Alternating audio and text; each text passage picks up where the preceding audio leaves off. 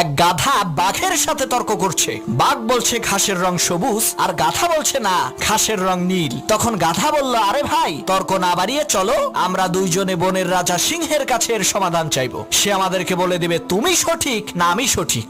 বাঘ বলল, চলো যাই। তারা দুইজনে বনের রাজা সিংহের সামনে এসে দাঁড়ালো।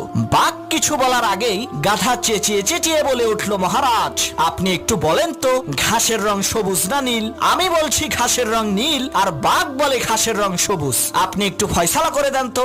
সিংহ বলে, এই ফয়সালা পরে করব, আগে বাঘের ফয়সালা করি। সিংহ বাঘকে উদ্দেশ্য করে বলল, বেটা বেকুব, তুই এই বন থেকে বের হয়ে যা, আগামী 1 মাসের মধ্যে এই বনে প্রবেশ করবি না। বাঘ বলল, মহারাজ, আমার কোন অপরাধের কারণে আপনি আমাকে এত বড় শাস্তি দিচ্ছেন? তখন সিংহ বলল, বেটা, তুই হইলি শক্তিশালী আর বুদ্ধিমান প্রাণী, তোর গর্জন শুনলেই তো গাধার লুস মোশন শুরু হয়ে যাবে। তুই কেন এই অশিক্ষিত মূর্খ গাধার সাথে তর্ক করে সময় নষ্ট করতে গেলি?